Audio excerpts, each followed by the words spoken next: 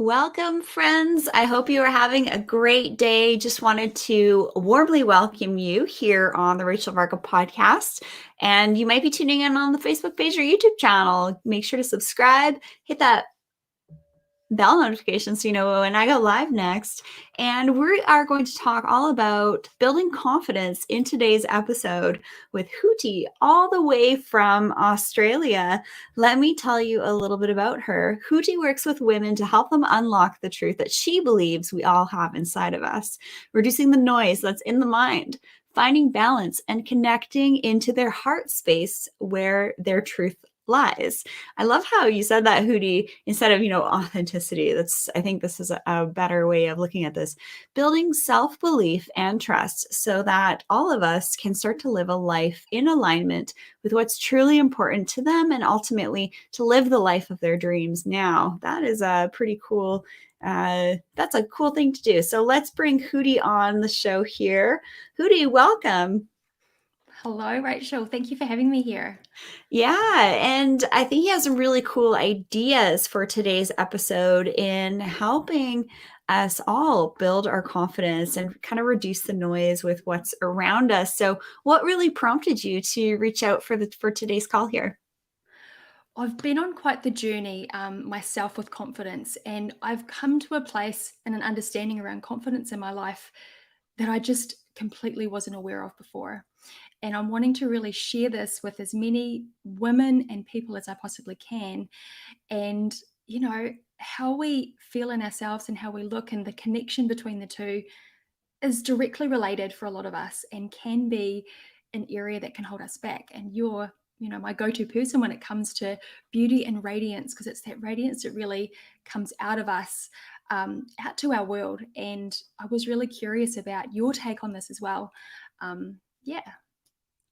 Well, of course, I'm always happy to talk about radiance. And we're just here, we're going to hang out. We're going to kind of go on the fly with this call and just kind of see what comes up. And we have Linda tuning in. Linda says, good evening. A good evening to you as well. And Hootie and I actually had a chance to connect last year. That's how we know each other. Hootie, you heard me on another podcast. You reached out. We did a call together. And then we've just been kind of like chatting ever since. It's been kind of fun, actually, making a new Been really friend. cool. Yeah. Yeah. Really cool. Especially when we're so far away from each other in the world. Yeah. Yeah. You're all the way from Australia. And I was saying to Hootie before the call, because, I went outside for my hike and I was wearing a toque. And Hootie's like, what's a toque? It's like, wow, I certainly feel Canadian. So here in Canada, we have to deal with maskne and toque.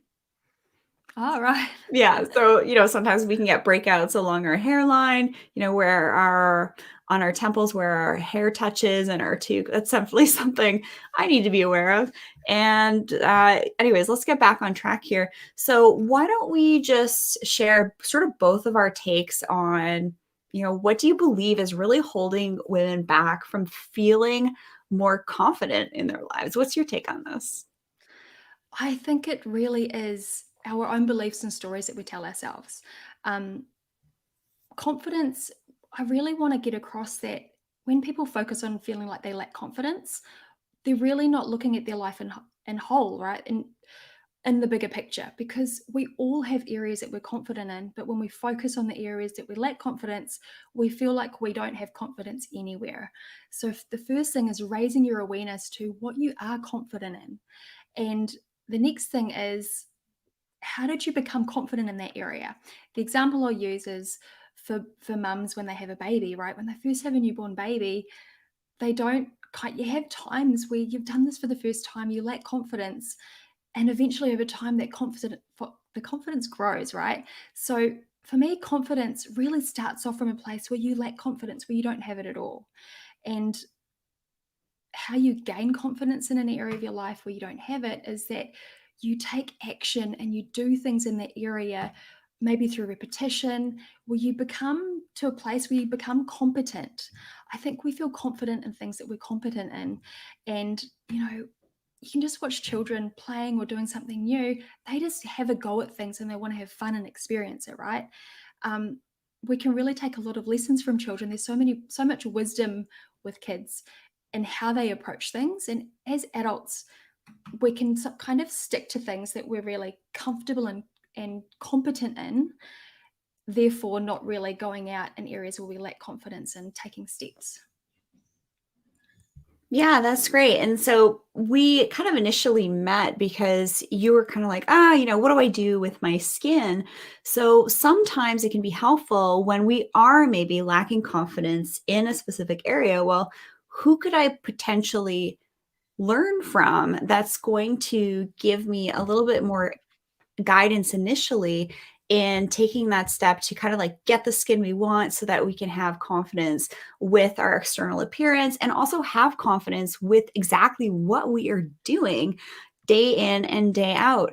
So I'm curious, Huti, after you met with me, how did that start to build your confidence with, what you do with your morning and PM routine? Well, definitely, I've been, on the skin journey all of my life. I had really bad acne as a teenager, and I just thought that I had to spend money to try and fix it. I'd gone through lots of products in the past and spent so much money, and really was trying to search for something that was going to help my skin. Now, the acne cleared up, but I continued this habit of purchasing products from these beauty stores with the promise of delivering some outcome, whether it was getting rid of acne, helping reduce fine lines and wrinkles, anything like that. And I just got to a point where I was sick of spending the money. I spent embarrassingly amount of money on skin products that just wasn't they weren't delivering to me what I wanted. So when I reached out to you, I did because I know that what you offer, the products that you offer, are all science backed. And so I thought, well, let's give it a go. I had a chat with you, and I just knew that even before the products arrived to my house, that I was going to get the results that I wanted. Now, I feel so confident in the products because all the knowledge that you have, but I've actually used them now and I can see a change in my skin, which is an amazing, amazing feeling. And it really is the cherry on the top for me because for the longest time in my life, I felt so unattractive, right? A lot of my emphasis in my life was on my face and people looking at me and judgments of others. And I really lacked confidence in this way for myself. And going through the journey that I have done with this in my life to get to a point now where I feel beautiful and radiant, and now to have the products just to be the cherry on the top for me, is such a great feeling, because I've got that sense of my inner and outer beauty, and now I've got the beautiful skin to show with it as well. Yeah, your skin is freaking on point. It's glowing. How does it feel? Because honestly, what I try to achieve for my clients is like glassy skin, smooth skin, radiant skin. I mean, radiance is something that's cultivated, but what are some of the things that you notice in your skin once you just started to follow a routine laid out just for you? Well, the first difference is before I would use products and I was focused on how the products felt on my skin. So I liked that kind of dewy, moist feeling on my skin. But when I started using the products that you recommended for me, I just felt my skin. And initially I was kind of like, is this how it's meant to feel? It doesn't feel sticky and tacky like I'm used to. And I realized it's my skin that I can feel, and I don't need some tackiness on the outside of it to make it look beautiful. It was a bit of a transition point for me because it was different. I definitely can notice that it is more glassy than what it is, and it's improving. The dermal rolling's definitely helping. The serums are great. Another big turning point for me was not having to moisturize every single night because I'm using the serums when I'm dermal rolling or I'm using the mask or the scrub that you recommended. But to visually see my skin now, I still have, my expression lines on my face, but they're not looking as deep as what they were because it's just my skin you can see, and I can see improvements already. That's awesome. See that? My work is done. That is done. But okay, let's move away from what we put on our skin because obviously that's really important. But no matter where you are in the world, no matter your financial situation, say you don't have the funds to, connect with me one-on-one or get a new skincare routine, which by the way is probably a bit more affordable than you might realize or actually less expensive than what you're currently doing. But all that aside, What are some of the key things that, maybe you've heard me talk about on the podcast when it comes to cultivating radiance that has really stood out and worked for you? Well, it really is the feeling that you have within yourself. I mean, you'll know everybody will know someone that's physically attractive, but there's an energy that comes out of them that just is kind of off-putting and kind of repels you away from them. And that's the journey that I've been on for probably the last 5 years. But listening to you and hearing that you not only talk about the skin, but also that inner radiance, like you say, is cultivated within. So that really is about, like I was saying at the start, the beliefs that you have about yourself, the stories that you say about yourself to yourself constantly over and over on repeat. And that is exactly what holds that radiance from coming out, right? We can put a protective wall around ourselves, around our heart, to try and protect us from getting hurt or experiencing pain. But what that also does is it blocks the love and light that comes out of us, that people can see shining through our eyes when we look at each other. That's definitely a massive breakthrough moment for me in the last year, is seeing that in myself. When I'm on social media or recording myself, I can actually see this energy, this beautiful energy coming through me because I've taken down those protective walls. I love that. So you're seeing it actually in yourself through some of your practices. And you live in Australia, you have nature all around you, and so do I. And nature is actually a really big part, I believe, to getting grounded. For example, I was on calls all morning. The afternoon, I had a little bit of break between our call here. And I actually, full transparency, I wasn't feeling great. So my mind was just reeling. And that happens when I'm not grounded. So I just close my eyes for 30 minutes. I put on my favorite meditation track, which is, if you look up on YouTube, 432HZ by a YouTube channel, Infinite Waters. I don't know what it is about the frequency in that song. It just calms me down. Close my eyes for 30 minutes. And then I went for a hike in nature for about 40 minutes. And I feel like a new person. There's something to be said for getting up and exercising, and also just listening to some nice relaxing music to get you back into your truest version of yourself. And I love what you mentioned about eyes. So when I look at pictures of photos, I'm actually not looking at their skin, believe it or not. I'm actually looking at their eyes. I'm looking at, what are their eyes telling me? So when you look at someone like Jay Shetty, he's massive. You guys tuning in, you probably know who he is. If you don't know who he is, you need to know who he is. And his eyes just have this like beautiful, like icy shine to them. I want you to start to notice that when you are observing people just in real life or on social media. What are their eyes conveying to you? And Hootie, when I look at you, it's like you have that crispness, that brightness, that kindness, that radiance. You're kind of glowing to me, which is fantastic. And I really feel like if we just understand that and give ourselves a little bit of grace when we're maybe feeling a little, in that high beta, just kind of stuck there, I feel like that can be something that can really hold us back from feeling confident in our lives when we have all these other external things kind of running the show, as opposed to us just kind of really being our sovereign self. Absolutely. I couldn't agree more with you, Rachel. And there's something that I'll share with you that your listeners may want to try and do. A mentor of mine told me a few years ago, and it's kind of confronting when you do it for the first time. So if you look yourself in the mirror, straight in your eyes, like completely looking into your eyes in the mirror, and just say, I love you. It sounds so simple, but it's so powerful. And if you feel uncomfortable the first time you do it, it just means that you should do it more, right? To the point where you say it and you feel it. Um, yeah, that's something you can do. I completely agree with you.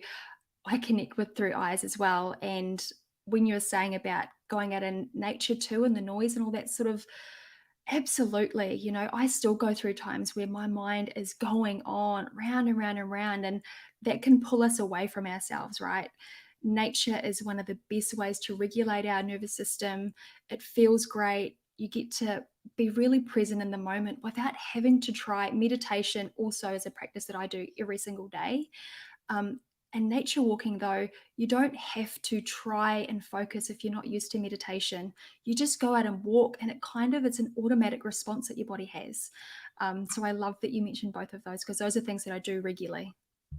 Wonderful. And it does take effort to walk the walk and talk the talk. And those that I meet with that have radiance, it definitely takes a lot of effort to cultivate those body, mind, spirit, energy practices. And when I see that in individuals, like yesterday, I had a clinic day and I worked with probably about 5 women who were in their mid 60s and they were vibing high. They were doing awesome. And it was just warming my heart to see clients that are coming to see me that are doing really well in their lives. And the reason why is because they've done the work, they've done the inner work. And so my next question is, well, what has been the effect of you doing your own inner work and how you see yourself physically? The inner work is everything. It's absolutely everything. I've been on this self development journey with intention for 4 years, full time, like just consuming as much as I can from, I call them my virtual mentors, right? The Tony Robbins, the Dave Asprey's, Naveen Jane's, and with my own personal one on one coaches as well. And when you can tap into your truth without pointing fingers to anybody else around you in your life, from your past, really going within and owning yourself fully and wholly as a human being. So, this is whether it's things that you've done that you're not proud of that you own, or simply looking to things about you that are wonderful and discovering the stories and beliefs that you have that just simply aren't true. For example, I was saying before that I really felt really unattractive and ugly is the word I would use about myself for so long. And through the last year, I've been recording and doing things where I can physically see myself. And I did that from a place where I lacked confidence. The reason why I wanted to do that was because I wanted to get the message that I have to share that's been passed to me through my mentors, which is about living the life of your ultimate dreams. So the why for me to do it was so strong that I just pushed through that lack of confidence. The outcome for me was I got to see myself how other people see me on a recording, and I could hear my voice and I could see how I spoke. And the beliefs that I had before was that I had a man's voice. I had a really deep voice. I thought I fumbled over my words. I thought I was unattractive, only to find that all of those beliefs and stories that I had about myself were completely untrue. It couldn't be further from the truth. So this led me to go, what else do I not know about myself that I think I know? So for the listeners that are listening, if there's anything that they feel like that's holding them back, really question what you're telling yourself and what you believe about yourself, and really see if it is true or not. Because the truth is, you get to decide your own truth, right? So I got to see evidence that what I was saying was not true. But for people that aren't going to go and record themselves, you get to decide what's true for yourself. And the honest answer is, Rachel, we all know our truth inside of us when we connect, when we reduce the noise, when we just are in the present moment. We know our truth when we get rid of all that noise. Turn the news off, guys. Sorry to be political. Sorry, not sorry. But I mean, we're giving our sovereignty away when we turn on the news and scroll our Facebook feeds and are inundated with everyone else's reality. That's one really easy place to start. So Linda just said, you have a nice voice and the cutest accent and a pretty face. So if you needed a little confidence boost, there you go. Thank you, Linda. And with what you were saying about the news, Rachel, I really want to add to this. If you are consciously watching the news and you're consciously putting yourself in situations that aren't making you feel your best self, This is then interesting. Linda just admitted to feeling addicted to the news. yeah, I would ask, what's that about? There's a reason why, right? Everything we do as humans, there's always a reason behind it. And if you're putting yourself in a position or consuming information that is taking you away from your truth and your best self, you've got to be accountable for that, right? You've got to decide to listen and consume things that are going to add to your life and not take away from it. Yeah, the one thing we can't get back is time. So we also had another comment come through here, which is really interesting. A bad experience could potentially hold women back in feeling confidence. So this is getting into, potentially some deep-rooted traumas that are either physical, mental, spiritual, emotional, energetic, that have impacted us on our in the way that we kind of live our lives. And so, what would be some of your tips for helping people overcome traumas if you're interested in answering that question? Yeah, definitely. There's a way through it. There really is. And I can't speak to anything specific for anybody else's experience, but I do truly believe that there's a light and a dark side to every experience in our life. And if it's a trauma that you're experiencing, I would, encourage you to reach out to someone who can help you in that area, whether it's a psychologist, a coach, a mentor, someone who's walked in that place and has come out the other side. Because trying to work through these things on our own, if you still aren't there yet, we can just end up looping. So I would encourage you to seek help, and that I do believe everything happens for a reason. And I do believe that there's always a light side to things as well. So to get to that place, it can take a third party to help you, get there. Yeah, I think that's excellent. So, I mean, full disclosure, I was in a car crash almost 2 years ago now, and it's still impacting me, especially on the nervous system side of things. So, just pay attention when you're not necessarily feeling yourself, and you need to really lean into your practices, like, for example, grounding or taking a nice bath with lots of Epsom salts, and you're getting the magnesium, which is going to calm things down, which is also really helpful. And then there's also the other side of things. It's like if someone gets really sick and then they have to have like a surgery and their body is forever changed from that in order to remove something to protect their health, that's something else too. And I think that if you're having a bit of a hard time right now, which a lot of people are, it's definitely wise to seek some psychological guidance. And we've had Leslie Miranda here on the show a number of times. She's like the Rachel Varga resident psychotherapist, LMFT. I love her. And so just find a provider in your area. I know that she's made herself available. If you wanted to reach out, she can actually help you as well. But it's important that we don't get into, kind of like stuck. Okay, this happened to me. Now I have to live my life because this happened to me. It's like you kind of actually have to move past that. Is like honestly, like I could have gone down the rabbit hole of this, but I chose to do this in order to get well again. And the way that we talk to ourselves, like even if say we have acne, and I definitely have to catch myself saying this because I'm acne prone in my mid 30s, so I have to follow the right routine in order to make my breakouts go away quickly, either with products, red light therapy, upping my collagen and antioxidant uptake. Yes, I literally do all of those things, but we just have to learn what works for us, and it's going to be individual for everyone. Do you have anything to add to that? I completely agree with you. And there's so many different modalities around us right now. We all are pulled to different things.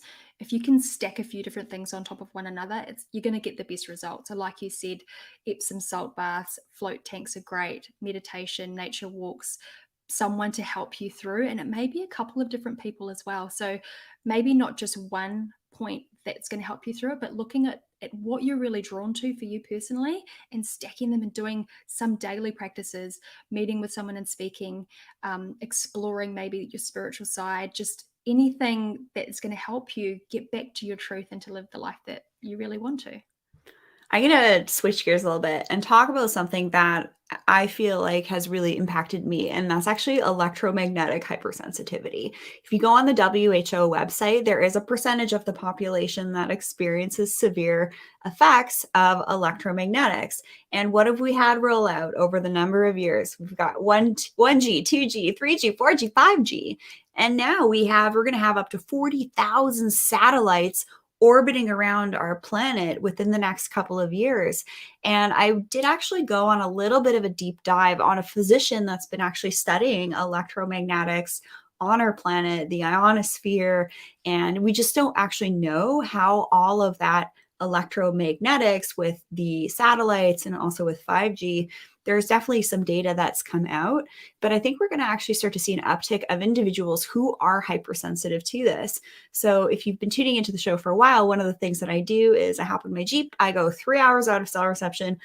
I just know that that is going to make me feel better. And I kid you not, I swear that my skin looks better for, a couple of days after I've done that. It's a little bit more like dewy, it's glassier, it's clearer, I feel better. That's kind of extreme. Like, I wish I didn't have to do that. But if you get that draw to nature and are needing that quiet and that surrender and just that quiet and emptiness, like, you're not alone. Do you know what, Rachel? It's like when you start eating healthy, right? You eat really nutritious food for a while. When you don't have that anymore, your body doesn't feel right. I'm so with you with the EMFs and nature, because where I actually live, our house, we've been here for just over a year.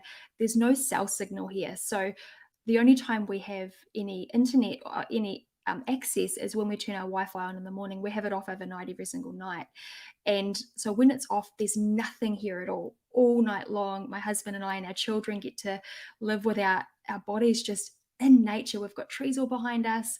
And I can't help but think, from what you're saying, that that's contributed to how I'm looking and feeling as well. I know what I was saying about nutrition is because I'm exposed to nature now, I am drawn to it so much more. I do even more nature walks now than I ever have. And I think from what you're saying is because I'm actually in that environment now. It's interesting. I think that's great. One of the things that this doctor was talking about is on a presentation. You can find it on YouTube. I'll have to come back with her name. I'm sure I'll find it before the end of the show.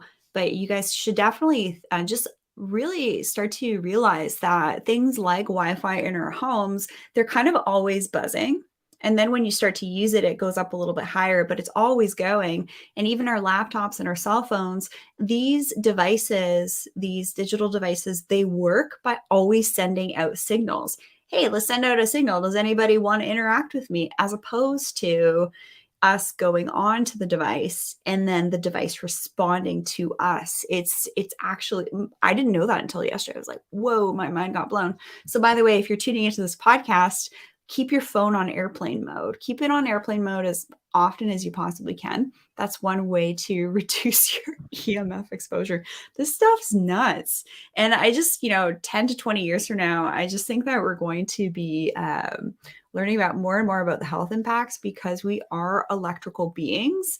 Our nervous system works on electrons, right? Every single process in our body is mediated through ion interactions, ion gated voltage channels. That's how your muscles move. So if any of you out there are tuning in and you're like, why is grounding important? Electromagnetic hypersensitivity is BS. Like, seriously, mark my words. This is already actually in the world of biohacking with these biomats and tips for turning off your router. That's a good one. Turning your phone on airplane mode. Do you have anything to add to that, Huti?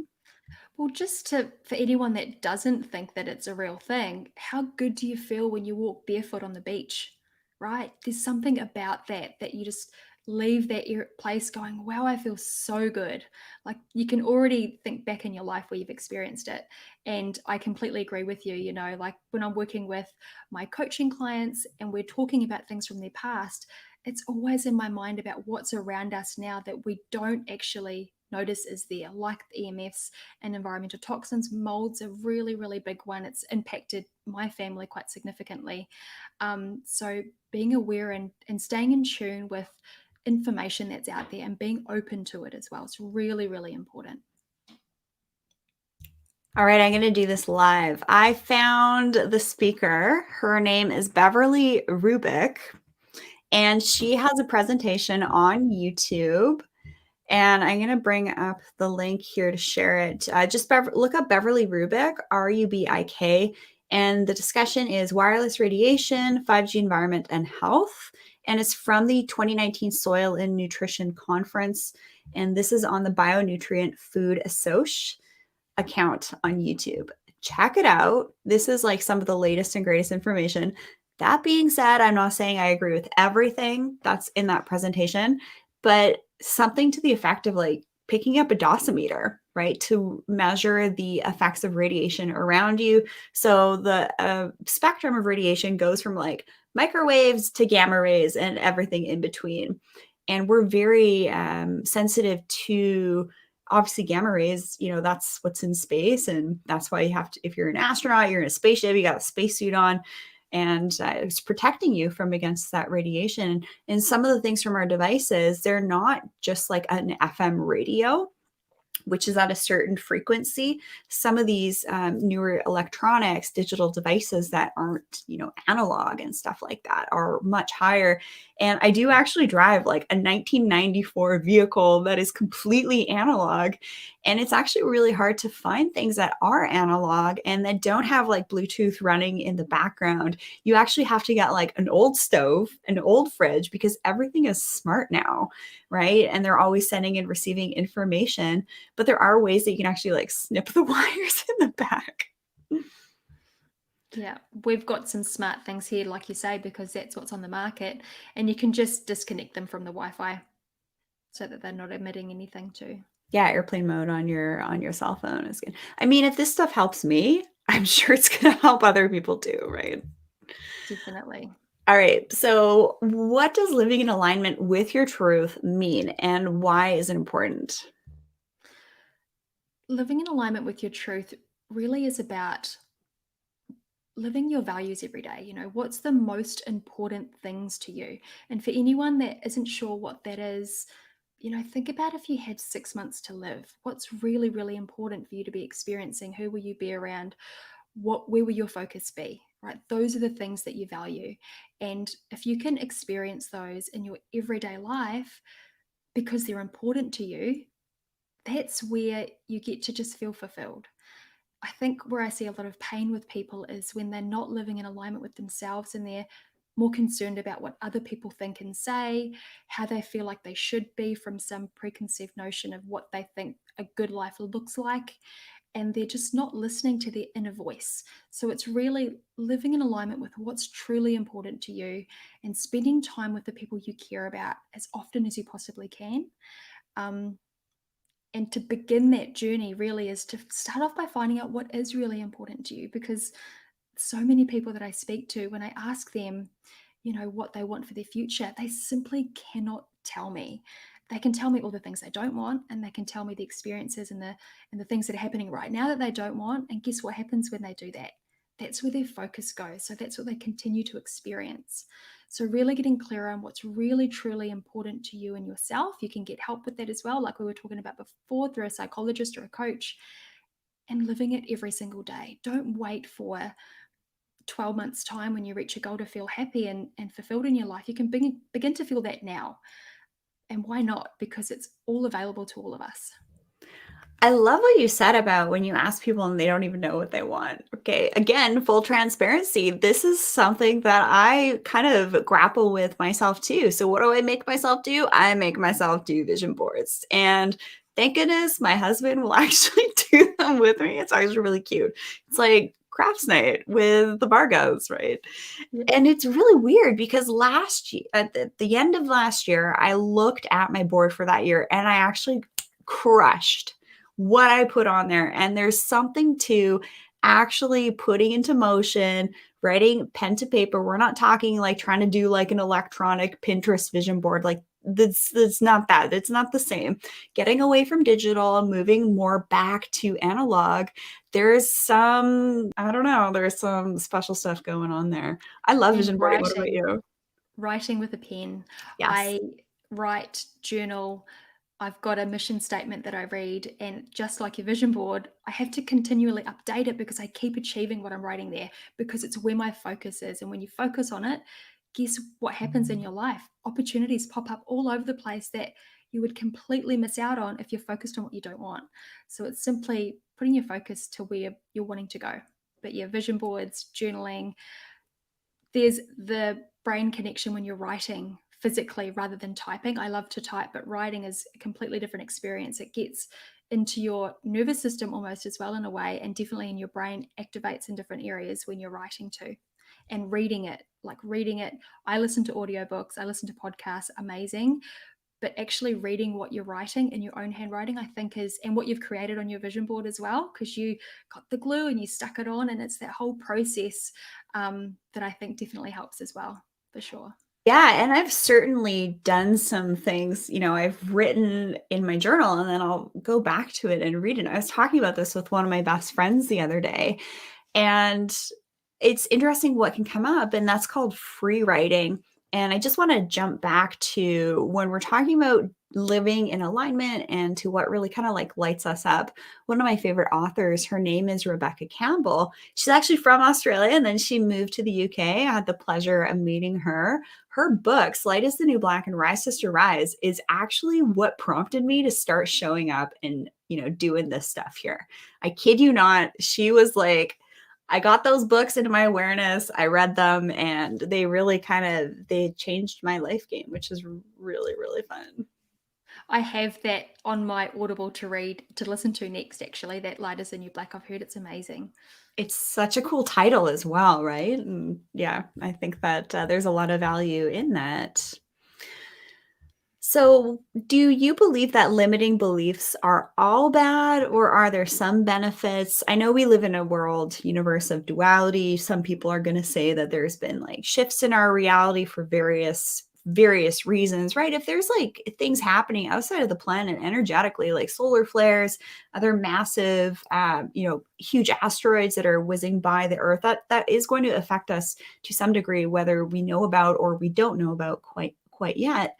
But what would you say that some of the most common limiting beliefs are, which, just thinking about the mental aspect and not necessarily external influences? Well, the major ones are that we're not good enough, um, fear of judgment of others, fear of failure. And I've heard throughout my self development journey, you want to get rid of the limiting beliefs, leave them behind. And I believed that for a while because it felt good to let go of them. What I've come to learn is that those beliefs have actually driven a lot of us in our lives. Doesn't mean we have to allow them to continue to drive us, but there's benefits to them, right? So, not feeling good enough can lead to perfectionism, whilst perfectionism isn't something that we want to be striving for and beating ourselves up for falling short with. It gets us to be at that higher level, that higher standard. That's just an example. So the limiting beliefs that we have had in the past have benefited us in some way. And if we just focus on letting them go, we're not truly owning what we received from them. And that's the duality of it. So I believe that everything, there's a light in the dark, and owning it wholly and fully just creates a balance in that belief. So now I believe I still have that belief that comes through that I'm not good enough or what I'm doing is not good enough. And I just simply balance it out by I've gained so much in my life from having that belief in the past. And I know now, and I can see that I am enough and I can create from that place. I think it's more of a holistic way of looking at beliefs rather than just trying to cut away parts of ourselves and ignoring that they're even there when they could actually be, you know, the strongest parts of ourselves. I know definitely for me, um, feeling like I need to feel safe and certain in my life, I was so focused on that being such a bad thing. Well, actually, it's a really good thing because I'm really honest and reliable and I show up and all of those positive things that come from that. So, just looking at it in the duality of life, and that's where you can really start to own yourself fully as well, I think. There's a really great book that I'm part of this incredible communities. I think there's like 500 healthcare experts, practitioners that we all kind of come together and we share ideas. So, I've been able to interview over 100 health experts on the show here over the last 100 years. It's crazy. If you want to learn something, just listen to these health experts, health summits, and all of that. And so I was kind of asking my community, can you give me some resources on shadow work? Because I was encouraged to kind of investigate that. And what shadow work is, if you don't know what it is, I mean, I can't even give you a proper explanation. You should maybe just start to do some research on it yourself.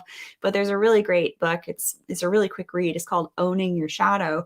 And it's going to kind of give you some insights as to there's different aspects of ourselves. We think good, bad, light, dark, duality, right? But there's the shadow side of things, which isn't necessarily good or bad, but it's just kind of running in the background. But it makes up part of who we are. And unfortunately, if we don't know about our specific shadow sides, they actually start to run the show. And that can actually be problematic. It's like the stuff in your unconscious is and ends up kind of running the show. So, what are some of your tips for helping us kind of overcome things like social programming in order to live our best lives and to be our most sovereign self? Be really conscious of what you're consuming. Be really conscious of what you're consuming, and be really accountable to yourself for what you're letting into your reality, because it's a choice. You're really deciding when you scroll through your Instagram feed, or when you're turning on the TV, or you're having a conversation with somebody that you don't want to be having. It's not your true self, maybe gossiping or something like that. Just be really, really accountable for what you're choosing to do, because, like you're saying, a lot of the stuff that we do that are running us is subconscious. And when you allow yourself to become aware of it, then you get to change it, which is the most exciting part. We have a lot of people struggle and experience pain is when they don't hold themselves accountable for what they're doing. And when it's somebody else's fault, they can't do anything about it. They can't change it. Whereas when you know that you're the one that's exposing yourself to these different things, and then you get to decide what you're going to do next. So I think that's probably the most important thing. I think taking ownership. One of the things I love about you, Huti, is you're a mom and you are also a fellow biohacker, right? You got your Aura ring on, you're tracking your sleep.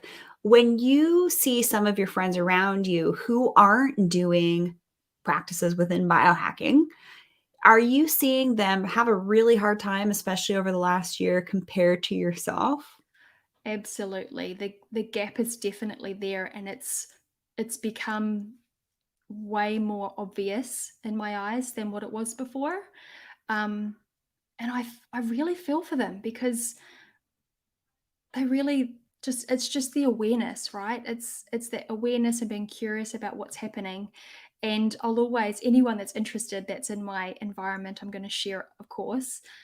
Some people don't want to know. Some people don't want to know that, if they actually tracked their sleep, or if they went to bed earlier, or didn't have the glass of wine before bed, that they're going to feel better the next day.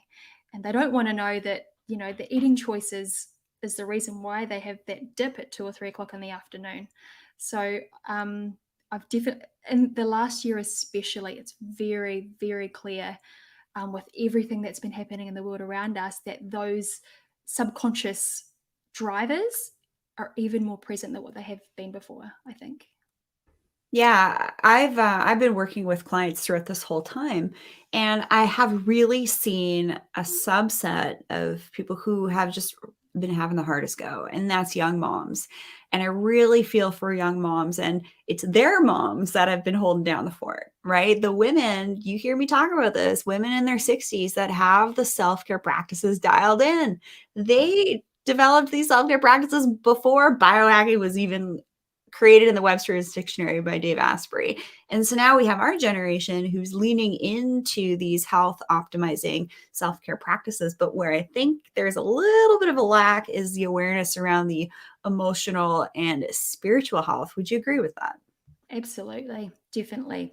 And excuse me, for me, the spiritual side is something that I've really been allowing to grow and be curious about in my life. And it's really, really exciting. And what I've learned is, excuse me, it's so individual for everybody. But the underlying thing that I hear is the same, right? That connection to being a part of something greater, to what we do in our lives really can be contributing way beyond just our own personal lives. Yeah, I absolutely agree with you with that. Yeah, so my heart really goes out to the young moms that are having a hard time. If I'm going to give you one piece of advice here, is reduce the alcohol consumption, start eating foods that are ideal for you. I did a talk this morning on one of the gut tests that I recommend that people look into. It's called Biome, to give you basically a readout of exactly the foods that are right for you and the ones to avoid that you've tested for instead of guessed for. And I think that that's definitely the way to go about that. So reduce your alcohol, reduce your news exposure, reduce your time on social media, and just, I practice what I preach. I have 45 minutes of screen time only on my social media apps on my phone. And I encourage you guys to do the same, because there's a lot of stuff going on in the background with big data that you either know about or you don't know about. And those are some great places to start. So Huti, do you have any closing words for us today? Well, just on what you were saying then, be conscious of what you're consuming. Be really, really conscious and intentional with what you're putting out there, because someone's going to read it or hear it. And it's your chance to really have impact on your community and the world in general, because everyone gets to see our social media. But really be intentional with what you're putting out there, because we want to be sharing everything that we can with our communities to make this world a better place. I really, truly believe that. And it can all start with us individually, and then collectively, like we're doing right now, connecting from other side of the world.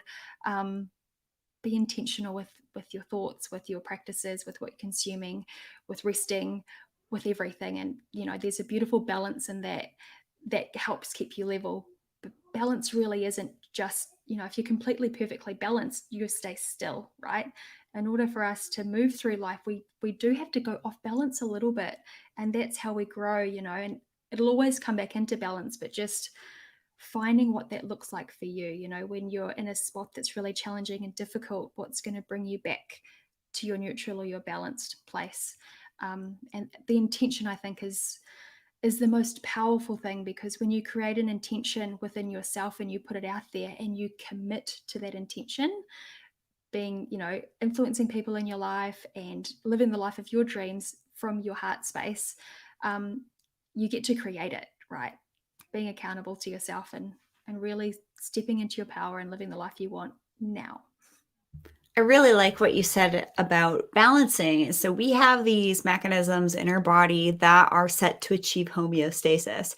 When we undergo stressful times, homeostasis can maybe be out of balance. And I feel like the more things we have stacked in our favor through self-care practices, through biohacking, and actually noticing and being able to track if say we're not getting enough sleep, say we're going to bed too late, our timing's wrong for our optimal window to sleep, say our temperature and our heart rate variability could be made to be better. I feel like when we have all these different practices that we're doing, yes, it takes work to start to learn how to do them. I find that when we experience more stressful times, we have a much higher level of resilience. And I feel like we're kind of seeing like a bit of a new generation with us, Huti and myself, and millennials and stuff like that. Like our parents, when they were pregnant with us, were exposed to so much stuff. And we kind of have that sort of stacked against us, right? So it was like the coming of convenience foods and microwaves and smoking and all of this stuff. So I think what we do now, if you're tuning in and you're kind of in your 30s and 40s, it's really going to set the stage for helping you be your most beautiful, healthy self. But you're never too young or too old to learn how to do this stuff. And on my other show, Beauty and the Biohacker, we really kind of get into the nitty gritty of some of the different things that, Katie and I do. She's the co-host of the show, and that we think has helped us and that we think could also help you. And it's really cool to be able to tune in with you here live, Huti. And like you said before, being able to connect with people on the other side of the planet. I feel like I've made friends this year, and I love my clients. I literally have the best clients. And then, sometimes we get to collaborate. I probably have like 5 clients actually on the podcast that are, really motivated women who know when they need to, seek a little bit of external guidance, but to not get derailed and thinking that everything has to be external. We do have to remember to take that time daily to go within, check in with ourselves, see if there's any noise that we need to reduce, make sure you are getting your feet on the ground, every day for at least a short period of time to help to give your body the best chance possible in order to achieve homeostasis. So, Huti, where can people find you? So on my Instagram, I'm Huti, HUTI_Burke, and I've got a Facebook page as well. But I do most of my interactions through Instagram. I love your Instagram account. Actually, when I see pictures of you and some of your statements, it actually helps to brighten my day. So definitely check out Amazing. Hootie's Yes. Instagram.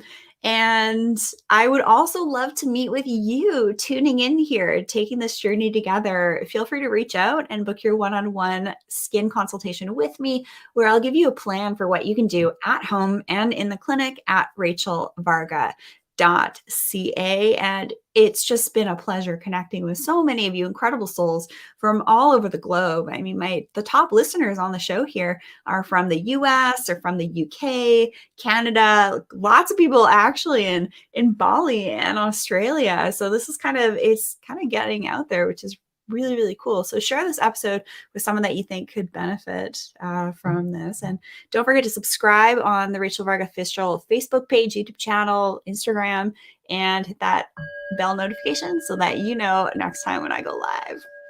Thank you so much, Huti, for joining us today. It's been an absolute blast having you on the show. Do you have I feel like you got a snippet, some final words here. Just live your truth.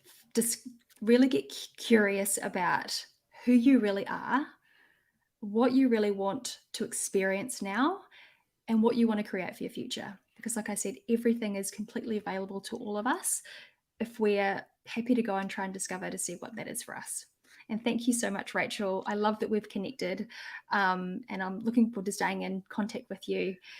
It really has been an amazing thing to create. I've personally created proximity over this last year online because of isolation.